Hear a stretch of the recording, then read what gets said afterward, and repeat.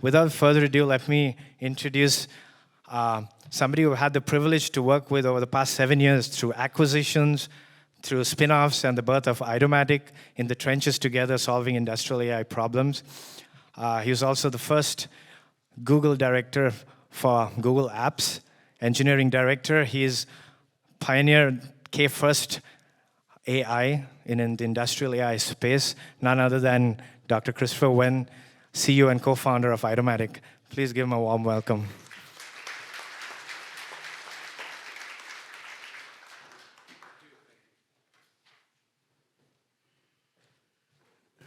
Thank you, Ben and Tim.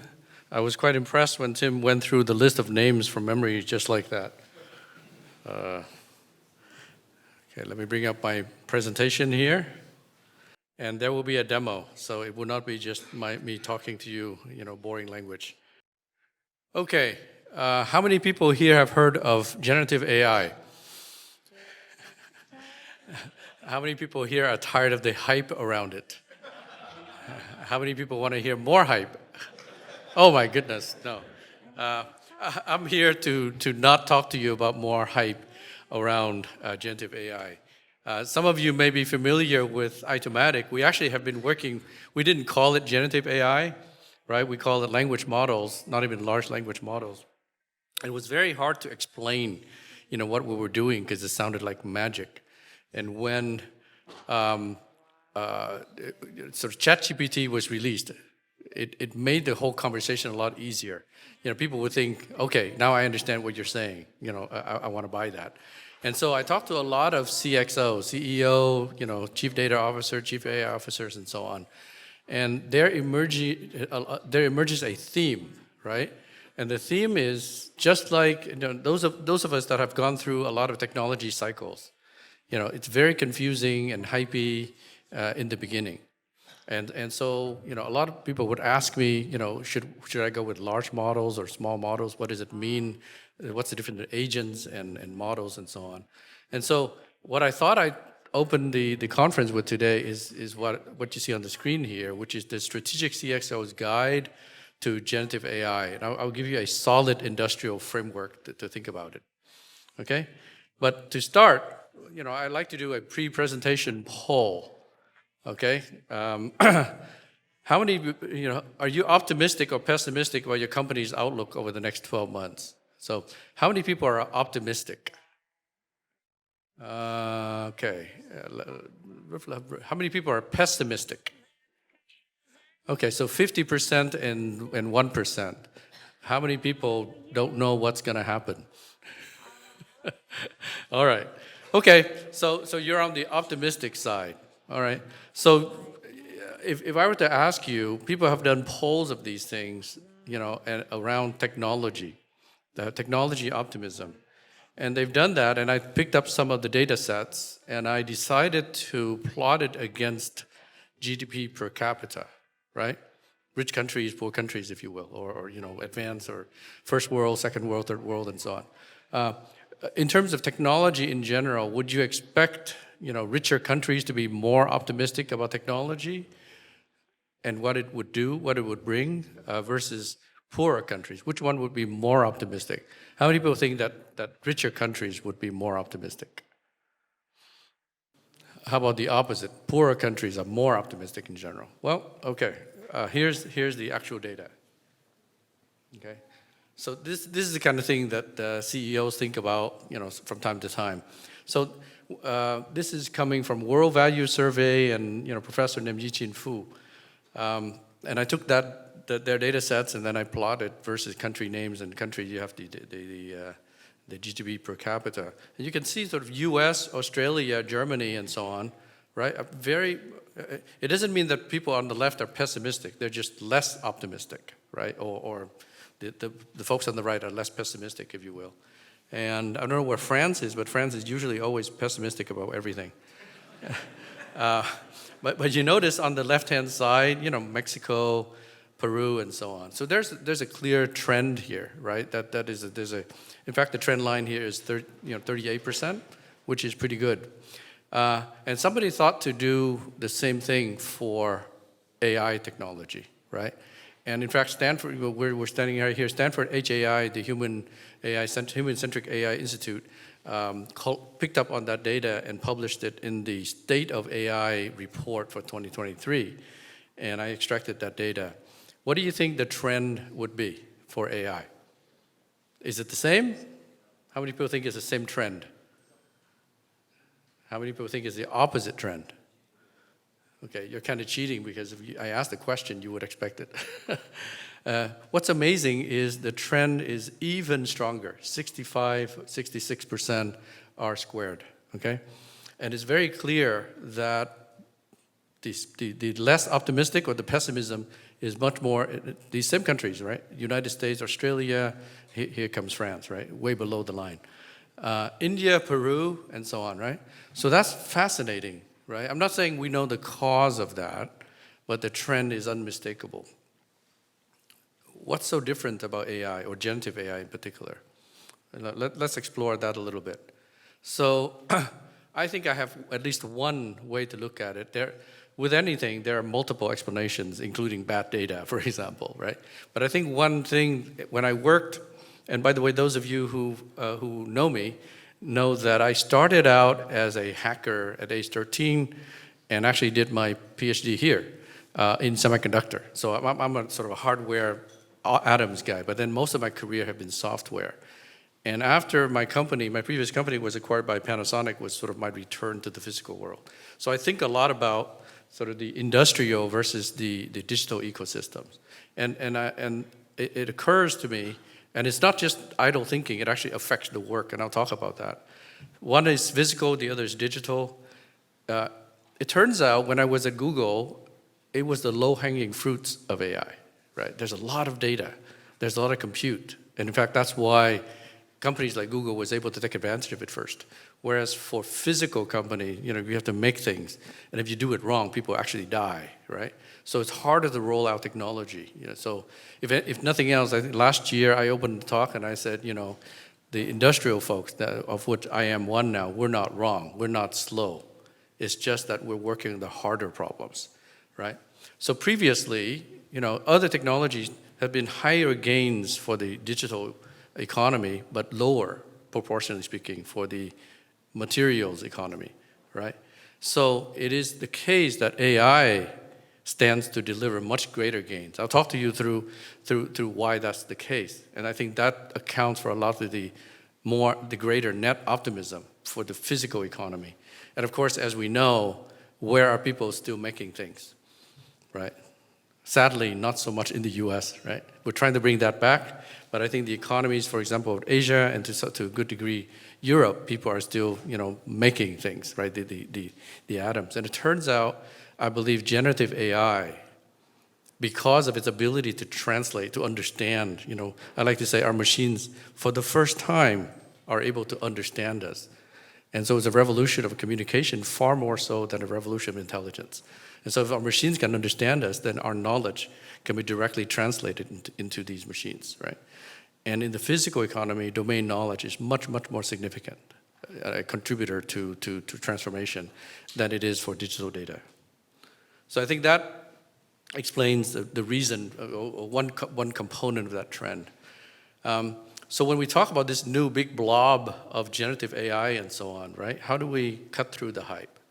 Well, the way you usually do it always is when you don't understand something, when it's too complex, you try to classify it. Okay, what are some of the dividing lines that divide it equally, 60-40 or something into two groups, and I can understand the two groups better. So there's a messy room, I'll divide into work stuff or personal stuff and so on, right? So we're going to use that dichotomy principle to understand generative AI. And the solid framework is actually not just the adjective, but it's actually 6 letters. One is size, right? And the other is ownership. So size is small, fast models versus broad and expensive, right? Now, when I say about a dimension, I don't mean that one side is strictly better than the other. It's better for some purposes, and we'll explore some of these things. Ownership has become pretty significant, and I'll talk about that. Do you own your models? Do you own the agents that you create, or are you renting it from OpenAI, Microsoft, Google? The level of intelligence, the level of AI is also quite significant. You may think that ChatGPT is great, but it's what we call System 1 AI, right? It's more the inferencing question and answer, and System 2 is also emerging. The industry that this particular AI makes a big difference for, digital versus physical, is what I just talked about. And then finally, the domain. Is it a specialist? Is it a domain expert? People are starting to believe that, in fact, we don't need all of us, one gigantic model, but we're going to need millions and billions of specialist models, much like human beings. So size, small, fast versus broad and expensive. So how many people here are looking forward to using your own small models in an efficient manner, right? And how many of you have played with or used ChatGPT or even programmed against the OpenAI API, right? And that's sort of a timeshare of a very large model, right? What's the logic for using small specialized model? Alexei actually pointed, this was just literally 20 hours ago, maybe 24 hours ago. Clem DeLong, the CEO of Hugging Face, right? So start to echo the emerging wisdom here. He says, I'll just read here. His prediction in 2024, most companies will realize that smaller, cheaper, more specialized model make more sense for 99% of AI use cases. I'm pretty sure that counts most of us in this room here, right? The current market is usually fooled by companies sponsoring the cost of training and running big models. Well, I wouldn't go as far as saying that they're sort of evil. There's a place for large models, but it is usually not for most of us, right? And so as you think about deciding on technologies and so on, you want to have at least a path, even if you're experimenting with OpenAI, with large models, you want to have a path toward what I call compression, right? There are many compression techniques, but essentially getting your models to be smaller. And in many of our cases, you actually need to deploy that model, not just on-prem, but actually on device. So having a 1 trillion parameter model is just not tenable. The second key dimension, O, is ownership, right? Owned, independent from the vendor, or rented versus dependent. Now, in many ways, this is a recurrent theme, and open source in the last 15 years has really changed the equation for this, right? But there's something about industrial that's also new and different, right? In most industrial companies, like again at Google, we don't think about OT, right? The operations is essentially the actual service itself. But in manufacturing companies, in automotive companies, and so on, there's something called operational technology, which is quite distinct from IT, right? And the OT aspect, the OT budgets can be 10 times larger than the IT budget, right? And the IT folks, and I talked to them, I talked to the CAO of Tata Steel, right? He said, I'm used to paying a tax to Microsoft for my IT. But my operations guy are resisting any of that, right? And then suddenly Microsoft is getting into that. So OT is not used to paying this Microsoft tax, right? So the idea of owning your own model, right, is at least on the table, if not actually the preferred choice for a lot of these things. Open source now comes to the rescue, right? It's so fast, but it's no longer the case that you have only closed source LLMs, right? Meta, for one, right? And there are many others that have begun to release open source models. And there are some companies, large companies that have these large LLMs that are also contemplating open sourcing. It helps at minimum, keep these large vendors in check. They can't charge us arbitrary amounts of money for it, but it also provides a path to AI independence, okay? How many people here have heard of the term AI independence, or is this the first time? Okay, I think you're gonna hear about it more and more, particularly from this point of view. So I talked to Nguyen about, he's a big open source AI advocate, and I say, I talked to my customers in Japan, and the idea of AI independence is very important, right? And I explained why. And then he says, no, you should call it AI sovereignty, right? And in fact, this is the interesting thing, right? AI, at least perceived as a technology, is actually quite different from how we perceived internet how we perceive mobile, right? In many quarters, it is viewed as powerful as nuclear technology. In fact, there are calls to control it in the same sense, treaties and so on. Back in April, when I landed in Tokyo, Sam Altman was also doing his tour, landed in Tokyo the same day, the same Monday. He had just met with Kishida, the Prime Minister of Japan. And then immediately after that, Japan already had an AI policy, but immediately after that, they updated after that meeting. And you wouldn't see this, as far as I know, in English, right? The Japanese editorials say things like this, right? So we did the translation internally. The US already controls much of the digital technology infrastructure, such as cloud and search engines and so on. Missing out on the wave of new innovation represented by large-scale language models would not only mean a lost growth opportunity, but also a risk to Japan's, it's actually, in Japanese, it's national security, national economic security. So countries, and as if you track it, you see Japan, Malaysia, Singapore, Vietnam, India, and so on, are all saying we need to build our own LLMs, not just for linguistic reasons, so that we can have this national security, right? That's how people are looking at it. And so that's already bubbling through to enterprise, where people think about AI independence, or as Gianluca would put it, AI sovereignty. So that's the O.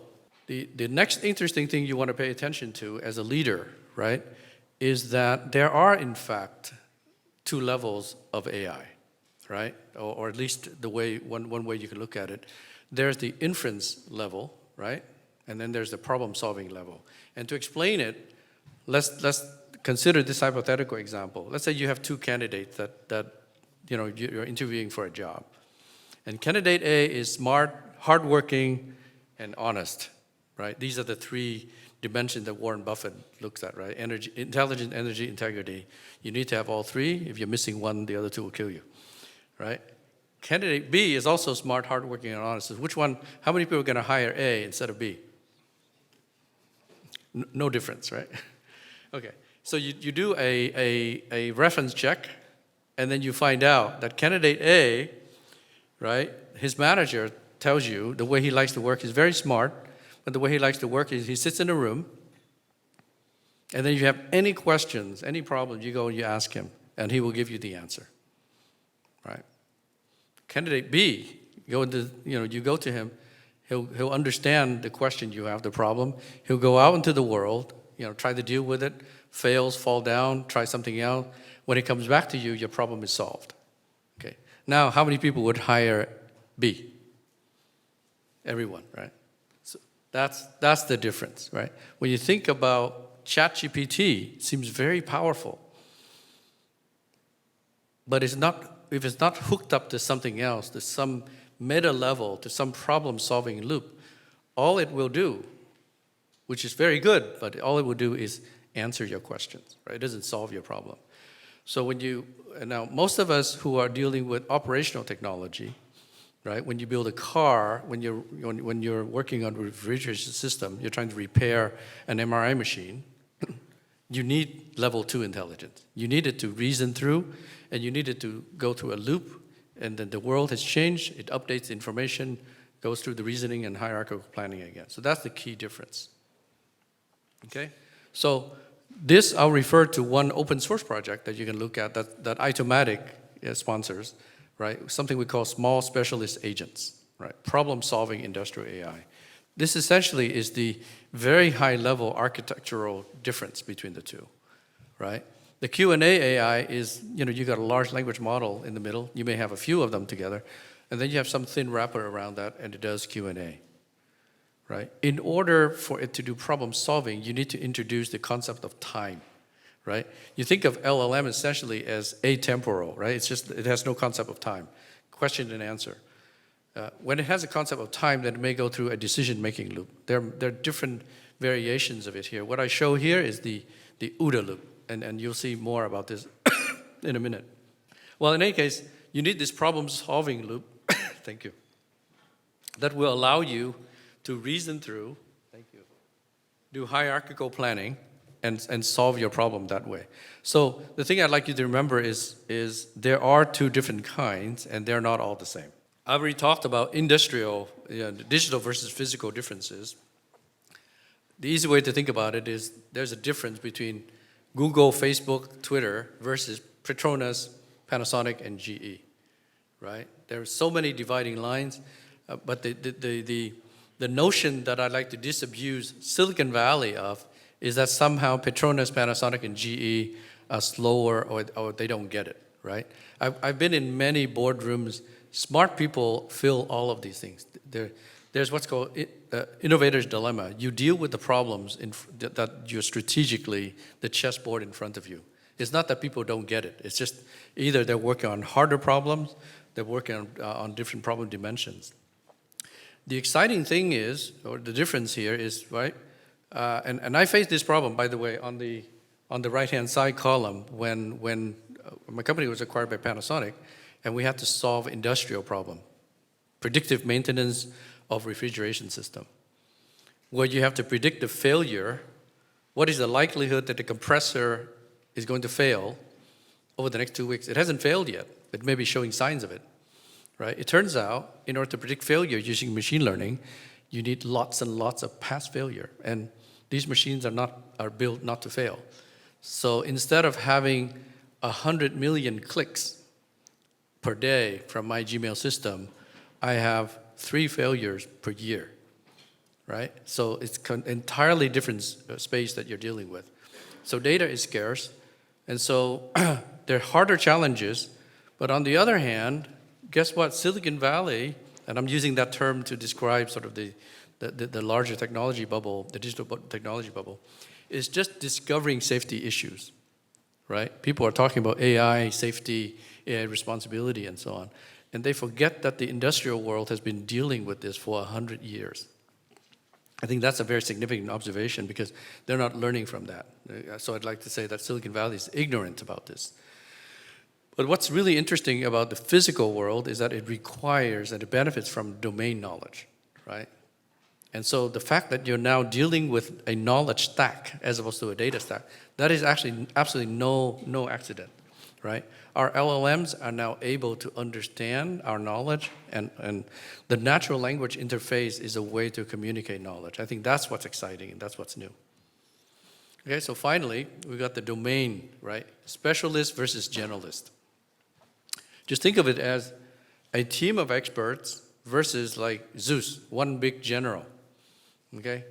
Now, in the way that human society has organized itself, we need both. But we certainly cannot do with just one big general, right? That would be the wrong mental model to think about. Somehow there will emerge a gigantic model built by OpenAI, and then they'll take over Sam Altman says, capturing all the light cone of all possible value in the universe, right? That's not gonna happen, okay? What's gonna happen is you're gonna have millions and billions of teams of experts. You notice I just did a Carl Sagan. And they're going to collaborate together, just like the people in this room. Each of us knows something much more deeply than others. And then we come together, we form a team, we collaborate, right? The exact same thing is going to happen with models, right? And that's what OpenSSA is about, small specialist agents working together. Let me see if I can. And Sam Altman finally agreed. I think the way that I used to think about heading towards superintelligence is we were going to build this one extremely capable system, and there were a bunch of safety challenges with that, and it was sort of a world that was going to feel sort of quite unstable. But I think we now see a path where we very much build these tools, not creatures, tools, that get more and more powerful, and there's billions of copies, trillions of copies being used in the world, helping individual people just be way more effective, capable of doing way more. The amount of output that one person can have can dramatically increase. And where the superintelligence emerges is not just the capability of our biggest single neural network, but all of the new science we're discovering, all of the new things we're creating. And the interactions between these billions and trillions of other systems. The society we build up, which is AI-assisted humans using these tools to build up this society and the knowledge and the technology and the institutions and the norms that we have. And that vision of living with superintelligence seems to me way better all around and a way more exciting future for me, for all of you, I hope.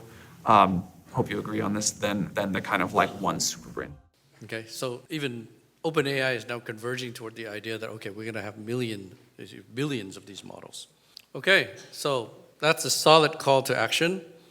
So now that you know the dimensions, here are my recommendations at very high level. For the S, the size, we can typically prototype very quickly, and this is what we do at Aitomatic. Prototype with big, but plan to deploy with small, right? So that means you got to go through some kind of distillation, quantization, a compression process to get your model to be smaller. And by the way, how do you get to be smaller while not losing fidelity? Well, by throwing away useless facts. You don't need your compressor agent to know who the US president was in 1875. That's just wasted neurons. So an O, and this, you will recognize the quote from Warren Buffett, own that which appreciates and rent that which depreciates, right? I think that works in the generative AI world as well. And it is your domain knowledge typically, your IP that will appreciate. So you want to be able to own that as opposed to rent that from someone else. The level, use system one for knowledge, typically on the IT side, right? When we do collaboration on documents and so on. But when you do operations, you absolutely need system two intelligence, right? You need that OODA loop is what I call it, that some kind of reasoning hierarchical planning loop. The I, industry, it's just know who you are and play to your strengths. There's this whole divide about how software is in the world, Silicon Valley is number one. I sort of represent, I'm here, right?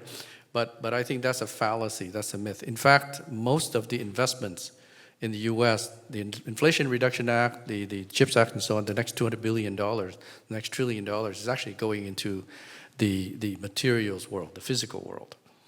And finally, the D, right? The domain knowledge, I think it goes without saying, but it does seem that a lot of the industrial companies don't appreciate this fully because this meme that somehow Silicon Valley, is the best. I think your domain knowledge or our domain knowledge is quite unique. Nobody understands that compressor better than your expert. So invest in and hold on to that knowledge. That is the key asset in this generative AI era. Okay? So with that, I actually would like to ask my beautiful assistant to come up. Thomas, where are you? We're going to do a solid demo. Go ahead. Need power. Oh, you don't need power. No? No, it's okay. No. All right. Okay, we're going to switch to the display, right? Hello, K first. What we're going to pull up for you guys today is a prototype, and we're just working on that in the back. This prototype is built for industrial applications, right? And you're going to see that immediately. Maybe I think almost everyone here has heard of an MRI machine. MRI machines are incredibly powerful tools. What they do is they actually generate a magnetic field that is 2,000 times the strength of that of the Earth's. And it uses that magnetic field to hold protons in place while high-frequency radio waves try and push them away from the center. When you cut that radio frequency, the resulting snap creates a high-resolution image of every atom and molecule in the body. It's an incredibly sophisticated, amazing tool, and it's one that humans use every day. I've discovered that today the hospital that I work for as an engineer has put me in charge of installation and maintenance for a new MRI machine. The only problem is I don't know the first thing about MRI machines. I don't even know what MRI stands for. But as an engineer, I've done some technical installations in the past, and I do have a secret weapon. A virtual assistant with built-in knowledge management, Ava. So we're going to ask Ava the first thing that I want to know about MRI machines, and that is what MRI stands for. And this is something that you've probably seen already, right? This is the ChatGPT. We are able to generate kind of a natural language response to a natural language question. Pretty standard. And you can see that, in fact, we will get that response back. And that's very helpful to me for various knowledge queries. But if I really want to get some work done, if I want to lean into this process of assembling an MRI machine, I'm going to need a little bit more from my tool, right? There we go. What I really want is to get a handle on this document that I've been sent, this 80-page PDF about MRI installation that's filled with appendices and danger warnings and instructions and a table of contents all scattered throughout. And I'm in the planning stages, so I need to know exactly what is going to get dropped off on my doorstep right this afternoon, what equipment is coming in from this truck so that I can plan the space, I can plan the route, I can get all of my equipment set up. So that's document retrieval. And this is also something that exists, right? But we have our proprietary documentation uploaded to Ava, and Ava has read it and understands it, and is able to comb through looking for things that it classifies as components or equipment, and then return back that list to me. And there's that list right over there. So this is an incredibly useful tool already. I'm able to retrieve information from this document that I would not have otherwise. And I can do so in natural language, and it can understand what I need. So it's the big day, everything's been delivered, and I head downstairs to pick up my equipment, and I can't get it. I'm gonna need some help. I didn't plan on this, I didn't realize everything would be so heavy, but how much help do I need? Well, we'll just ask Ava. We'll just kind of plug in, oh, sorry, I guess it wouldn't actually do that, because how many people you need is not in the document, right? So I guess we'll take this time to talk about how it would be really nice if industrial AI had reached a point where we could take in kind of a novel problem, ask for something that's not in documentation, not on the internet, and have an AI that could reason to that. But maybe someday. Maybe if we pay attention to this sidebar here, we can solve that question. Because this has been going the whole time, and it keeps telling me the same steps, right? Observe, orient, decide, act. UDA, like he was saying earlier. UDA is a decision-making framework that was pioneered by actually an Air Force general for coming up with the fastest path to a plan of action so that you could get ahead of your opponent. And the reason it's so effective is because it is simple enough to be streamlined and fast, but by using your action step to engage in another loop of the UDA system, you can branch out to cover a variety of the most complex problems imaginable. And what we're seeing here in real time,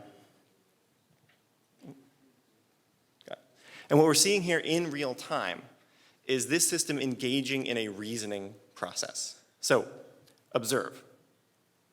Observe is taking in the information, the new stimulus, right? For Ava, this is looking at my question and operationalizing it, looking at what am I actually asking for from the system. For a jet fighter pilot, that's seeing that plane on the horizon and recognizing, oh, that's an enemy aircraft, right? There's something new in the environment, and I need to take stock of that. Observe. For orient, we are taking stock of our resources, what's available to solve the problem. For Ava, it's looking through the documentation, gathering anything that might be useful or pertinent to my request, and checking in on other resources that are available to it.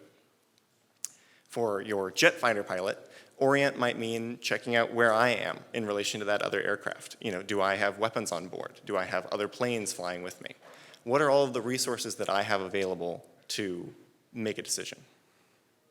And when it comes to making that decision, the question is, how do I want to proceed? Do I need to turn back based on the information provided? Do I need to go in and engage with that other aircraft? For Ava, the decision is what we need to do next. Do we need to engage another OODA loop? Do we want to just return that input to the user like we did with magnetic resonance imaging?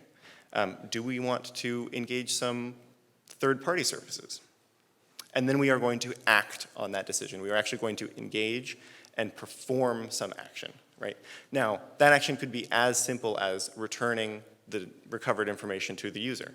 But it's much more likely to generate these subtasks. Can we scroll down to subtasks? These subtasks are OODA loops in and of themselves, created by that original loop in order to solve the problem. So it's engaging in this reasoning framework all the way from that highest level to the lowest level, creating each chunk of meaning and pulling it out and solving it, and then aggregating that back up to the top. And indeed, we have our answer. 19 is the correct answer. It's the number of people needed to lift the PICC crate because it weighs 1,070 pounds. But we got it. That is not something that ChatGPT can do. That's not something that large language models can do. Or if they do, they get a different answer each time, right? But maybe you guys don't believe me. You think I just made it say the number 19, right? Can I get a volunteer from the audience? Someone? All right. You look like you work out. Yeah. How much do you think you could carry? Help me out with this magnetic. At least 3 persons worth 150 pounds. There we go. Up 4 flights of stairs and a hospital hall. All right. And how much would you charge me for a service like that? $150. Incredible. Very uniform. All right, 150 pounds and $150. This is going to be an expensive crate. So we are going to plug that in, and we are going to walk through how Ava solves that problem.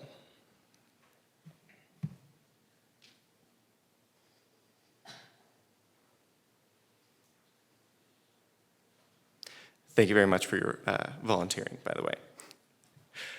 So what we want to do with Observe is, of course, we want to check out what the question is asking and what's been provided.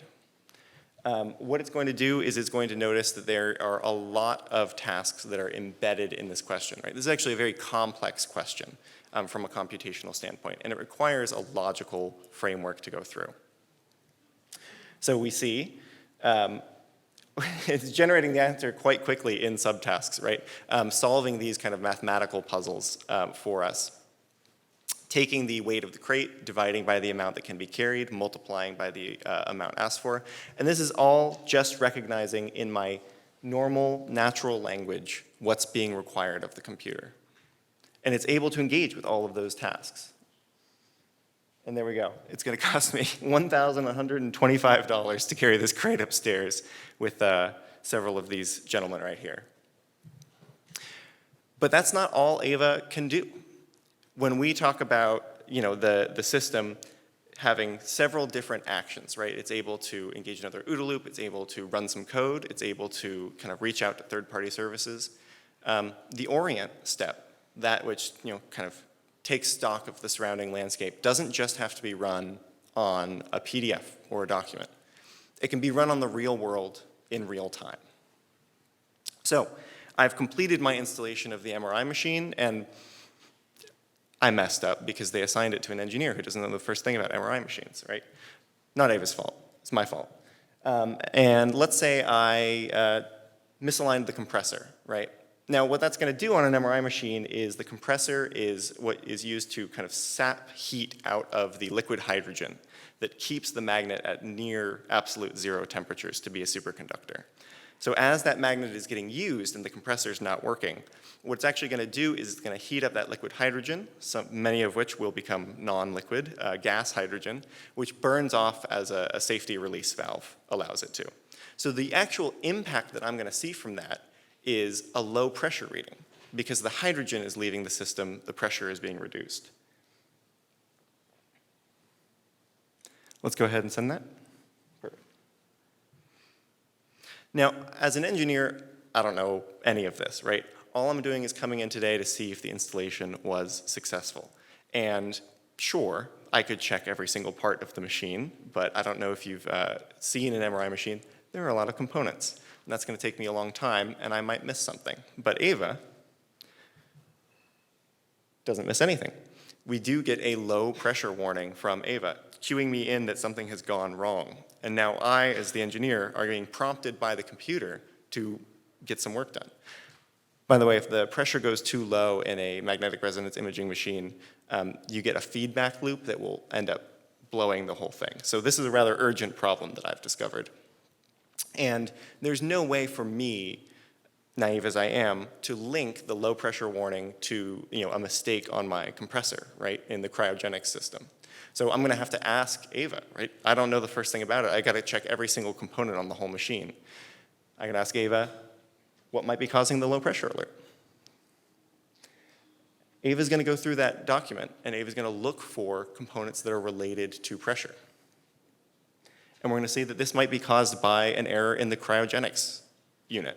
So now I'm able to troubleshoot this issue in cooperation with Ava, making use of knowledge that I didn't have going into this.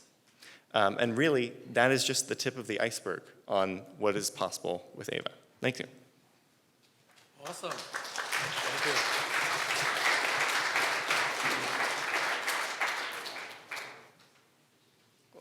That's actually the first time I saw that. That's pretty cool. The last part there. I've seen everything else, but the last part. Let me try to reconnect here. Thank you, Thomas. And Sang in the back.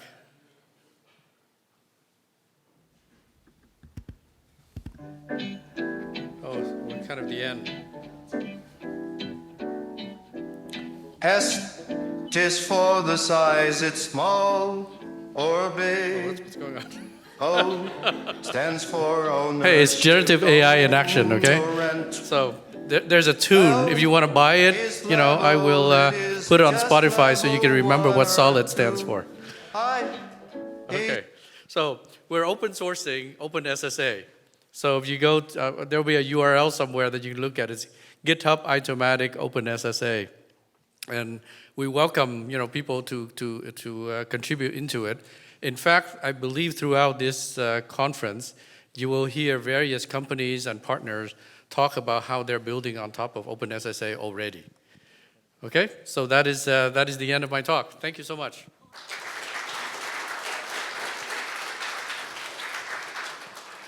Thanks, Dr. Christopher. Are there any questions? We maybe have time for a question or two. Is there any questions in the audience? Okay.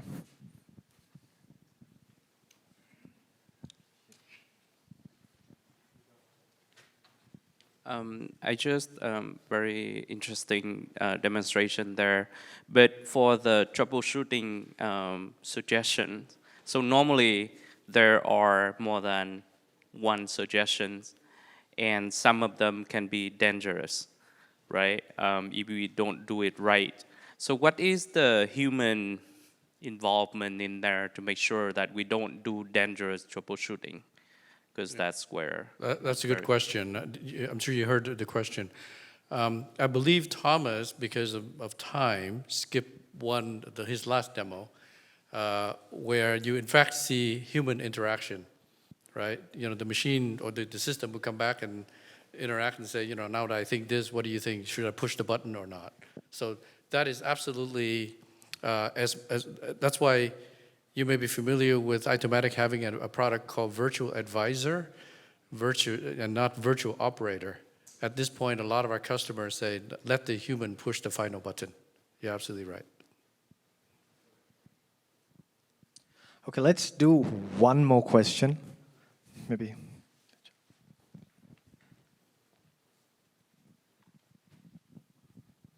Thank you.